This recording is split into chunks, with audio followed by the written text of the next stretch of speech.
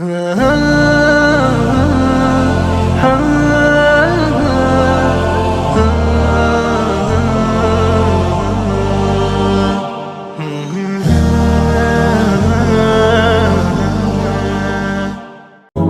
alaikum wa rahmatullahi wa barakatuh.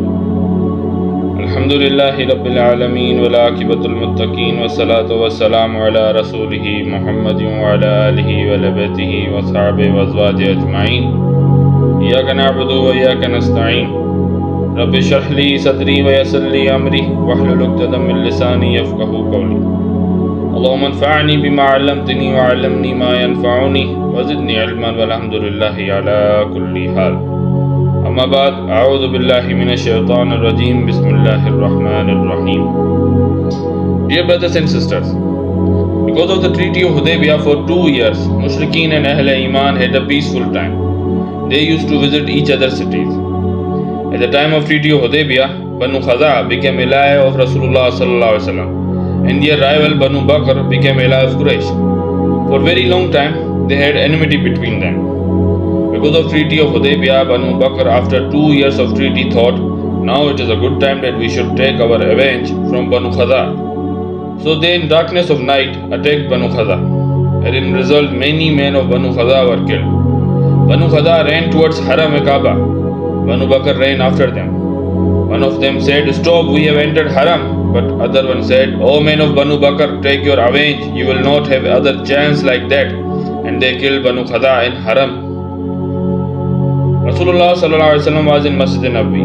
40 men of Banu Khazaa running reached Rasulullah SAWW and said, "We are being killed.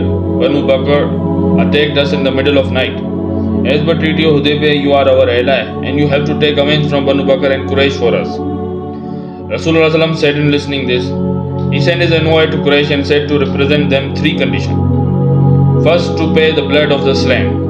Second, if you are not ready for this, then stop supporting Banu Bakr, so we with Banu Khazaa take revenge from Banu Bakr. Third, or if you don't agree on any of these, then announce that Treaty of Hudaibiyah is finished. When envoy told these conditions to Quraysh, the hawks of Quraysh said, "From them we only accept the last one. Treaty of Hudaibiyah just finished today."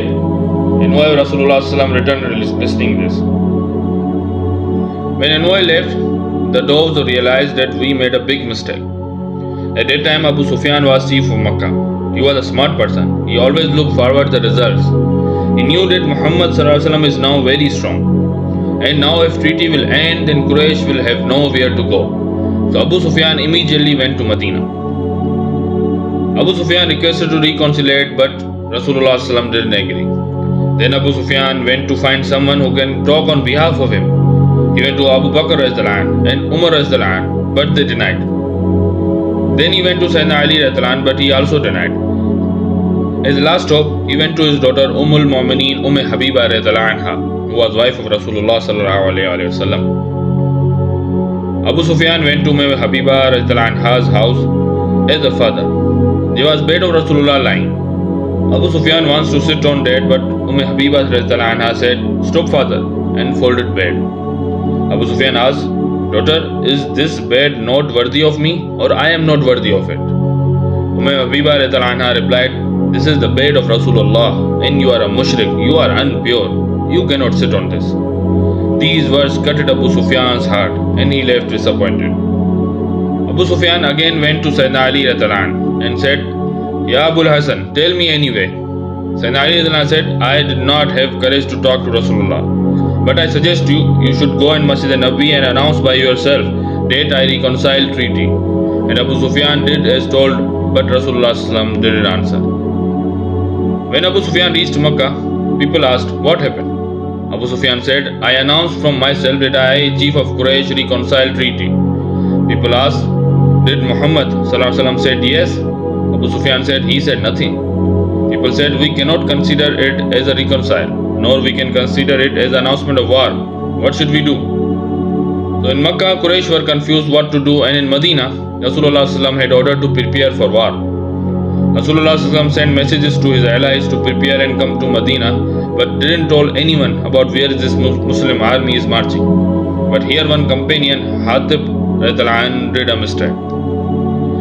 His family was still in Makkah, and he doubted that Rasulullah is going to march on Makkah and their blood will flow. So he sent a letter by a woman to Quraish to inform them.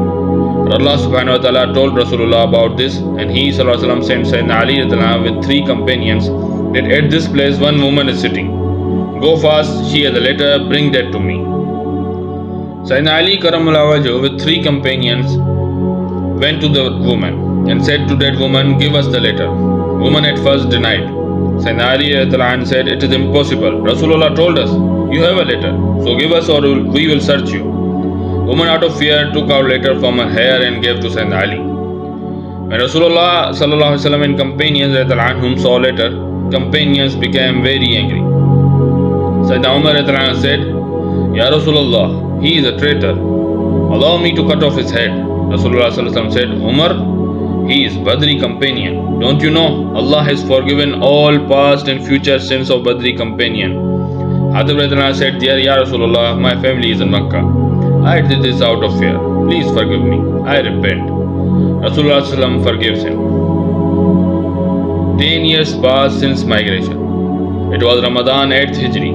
Rasulullah ﷺ marched to Makkah from Medina with 10,000 companions. When Rasulullah ﷺ was near Makkah with his glorious army and set up their tents, from Quraish Abu Sufyan, Hakim bin Hizam and Badil bin Warqa disguised came to see this army which is filled with Iman, filled with love of Rasulullah. Companion recognized Abu Sufyan and arrested him and brought him to Rasulullah. Sayyidina Umar said, Ya Rasulullah, give command to kill this enemy of Allah and His Messenger. But Rasulullah's uncle Abbas bin Abdul Muttalib requested to forgive him and said to Abu Sufyan to accept Islam, to ask forgiveness. Rasulullah said to Abu Sufyan, O Abu Sufyan, isn't it time for you to accept Islam? Can't you see Allah subhanahu wa ta'ala gave victory to His Rasool and companions? Abu Sufyan on this said, Ashhadu an la ilaha illallah wa ashhadu anna Muhammadan Rasulullah. I bear witness that there is no God but Allah and you are His messenger and servant. And Abu Sufyan became Sayyidina Abu Sufyan radhiyallahu anhu. In morning, Rasulullah ﷺ marched in Makkah and said to Sayyidina Abbas to stand Abu Sufyan to a cliff so that he can see the glory of Allah's army. Rasulullah ﷺ did an announcement as he entered Makkah. Whoever will surrender will have peace. Whoever will take shelter in Abu Sufyan's house will be safe. Whoever will enter Haram-e-Kaaba will be unharmed. The army of believers were divided and Rasulullah had given different clans chief their clans commandership. They were entering Makkah, shouting Allahu Akbar, and Sayyidina Abu Sufyan were looking them very confused. When Ansari tribe Banu Khazraj's chief Sayyidina Sa'ad bin Ubadah passed Abu Sufyan, he was shouting, Al-Yawma Yawmul Malhama, Al-Yawma Tastahil Kaaba. Today is the day of bloodshed. Today Kaaba will be halal. When Abu Sufyan heard this, he ran towards Rasulullah and said, Ya Rasulullah, you heard Sa'ad is saying this, and he repeated the Sayyidina Sa'ad's lines. Rasulullah replied him, Sa'ad is saying wrong. Today is the day of mercy, and today's day is the day when Kaaba will be honored. And with that, Rasulullah said to take flag from Sa'ad bin Ubadah and gave it to his son Qais. Whole Islamic army entered Makkah peacefully from upper region of Makkah, except the man in command of Sayyidina Khalid bin Walid. Sayyidina Khalid entered Makkah from the lower part where one group of Quraish rained arrows on them and 3 companions got martyred. As answer, Sayyidina Khalid had to attack them, and they ran away leaving 13 dead. When Rasulullah heard that, he said, this was the divine decision. Rasulullah entered Masjid Haram with Muhajirin and Ansar. Rasulullah had a bow in his hand. That Haram which Sayyidina Ibrahim Khalil alayhi salam, enemy of idols, built for worship of only one Allah subhanahu wa ta'ala, now had 360 idols. But Rasulullah with his bow were dropping one by one idols and were reciting ayat of Surah Bani Israel. وَقُلْ جَاءَ الْحَقُّ وَزَهَقَ الْبَاطِلُ إِنَّ الْبَاطِلَ كَانَ زَهُوقًا. And say, truth has come and falsehood has departed. Indeed is falsehood by nature ever bound to depart. In Inside of Kaaba, there were many idols resting, and on walls there were many pictures. Rasulullah ﷺ commanded to take out all idols from Kaaba and remove all pictures. Sayyidina Umar went inside and removed all pictures, and Sayyidina Bilal took out and threw all idols. Kaaba was pure from idols now. Rasulullah ﷺ went inside and prayed Saladia. Then opened the gate of Kaaba and stood there and gave sermon to Quraish. Rasulullah ﷺ's sermon were not just for Quraish, but it is actually for whole mankind. Rasulullah ﷺ said, La ilaha illallah wahdahu la sharika lahu, sadaqa wa'dahu wa nasara 'abdahu, wa hazama al-ahzaba wahdahu wa la. Kullu ma sarati aw damin aw malin yud'a fa huwa tahta qadamai hataini illa sudanata bayti wa siqayat al-hajj. There is no God except Allah, and He has no partner. He fulfilled His promise, He helped His servant, and He alone broke all the bands. Be aware now, all glory, all vengeance, all ancient bloodshed are beneath my feet. Only the cleaning of Haram Kaaba and the provision of water to the pilgrims are exception. Then Rasulullah said, Ya ma'ashara Quraishin, inna Allah qad azhaba ankum nakhwat al-jahiliyyati wa ta'azzamuha bil-abai, an-nasu min Adama wa Adamu min Turab. O people of Quraish, now the pride of Jahiliyyah and the pride of relativeness and ancestors has been erased by Allah. All people are descended from Adam, and Adam is made of clay. Then Rasulullah ﷺ recited the 13 ayat of Surah Hijrat. Ya ayyuhan nasu, inna khalaqnakum min zakarin wa unsa wa ja'alnakum shu'uban wa qabaila lita'arafu. Inna akramakum indallahi yatqakum, inna Allaha alimun khabir. O mankind, indeed we have created you from male and female, and made you peoples and tribes that you may know one another. Indeed, the most noble of you in the sight of Allah is the most righteous of you. Indeed, Allah is knowing and acquainted. After sermon, Fateh Makkah ﷺ looked at the crowd. Tyrants of Quraish were in front of him. Rasulullah ﷺ asked, What do you think? How will I treat you today? Quraish, however, were enemy of Rasulullah ﷺ, but were well aware from Rasulullah's ethics.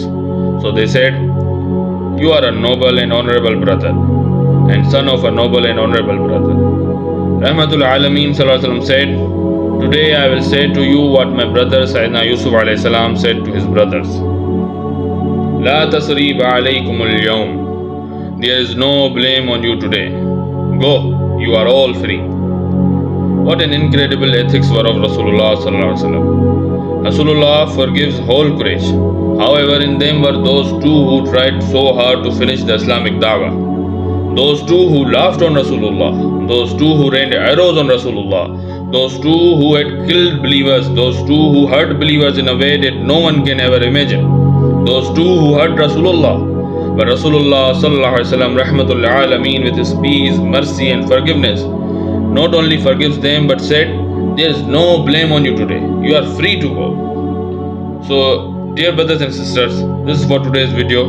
We'll come back with the next video on this series, inshallah. May Allah subhanahu wa ta'ala accept this from me and you, and grant us to understand it, act on it, and follow the sunnahs of Rasulullah ﷺ our whole life. Ameen. Fi amanillah.